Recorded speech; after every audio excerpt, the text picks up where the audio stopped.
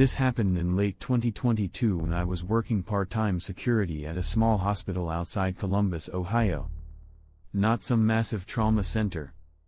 Just a quiet regional hospital. 2 floors. 1 ER wing. Mostly elderly patients.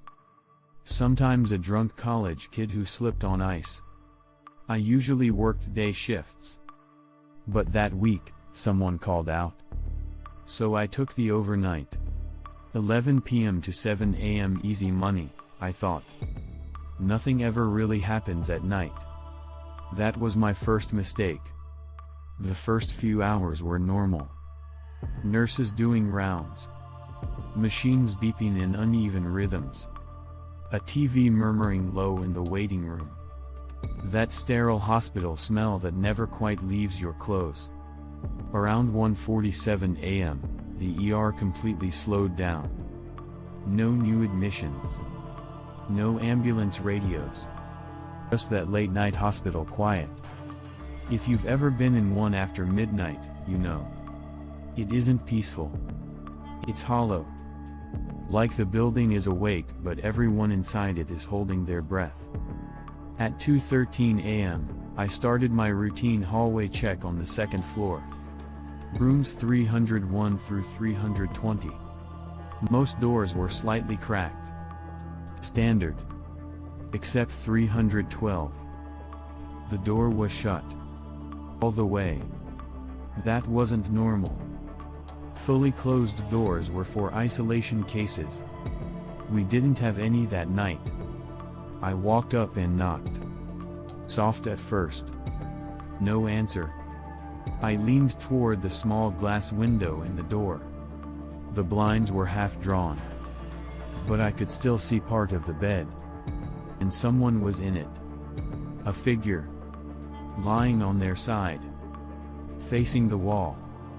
Completely still. I stepped back and keyed my radio. Hey. Who's in 312? I heard typing in the background. A pause. Then the nurse said, we don't have anyone in 312. I frowned. I'm literally looking at someone in the bed. Another pause. Longer this time. That room's been empty since Tuesday. My stomach dropped in a way I can't really explain. I looked again. The figure hadn't moved. Not even a shift of the shoulders. I tried the handle. Locked.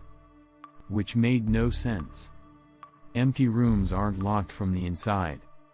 I went downstairs and grabbed the charge nurse. Melanie.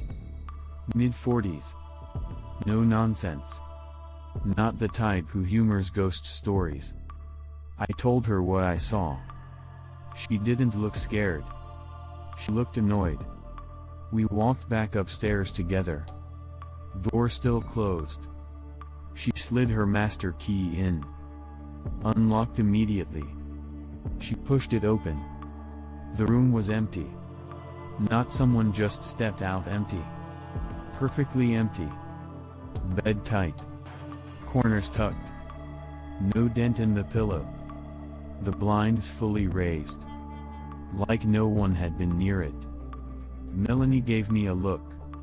You probably saw your reflection. I didn't argue. But I know what I saw. And here's the part that sticks with me. When we stepped inside, the room felt wrong. Cold. Not normal hospital AC cold. Sharp cold. The kind that makes the air feel thinner. Melanie noticed too. I saw it on her face. She checked the thermostat. 72 degrees. Normal. We stood there a second longer than necessary. Then we left. At 3:06 a.m., the call light for room 312 went off. Bright red on the nurse station board. I was standing right there. Melanie looked at the screen. Then at me. Very funny. I didn't touch anything. She reset it. 10 seconds later. It went off again. Room 312. Flashing. There was no patient. No call button in the bed. Nothing plugged in. This time she didn't joke. We just stared at the board in silence. If you're still listening, you already know this is the part where things don't add up. At 3:18 a.m., one camera feed glitched. Just one. Second floor. Hallway outside 312. Static. Every other camera was fine. I pulled up playback. It showed me earlier, standing outside the room. Knocking. Looking through the glass. Then, for maybe 2 frames, something moved behind me in the hallway. Tall. Out of focus. Right near 312's door. But I was alone. I remember that clearly. You don't forget that kind of feeling. I finished my shift at 7 a.m. Didn't tell anyone else. Didn't want to be that guy. 2 nights later, curiosity got the better of me. I checked the system notes for 312. Archive file. Last long-term patient. Male. Cardiac arrest. Time of death. 2:12 a.m. 3 weeks earlier. 1 minute before I saw someone lying in that bed. Facing the wall. I never picked up another overnight shift. And I don't know what I believe. I'm not saying it was a ghost. I'm not saying it wasn't. But hospitals collect moments.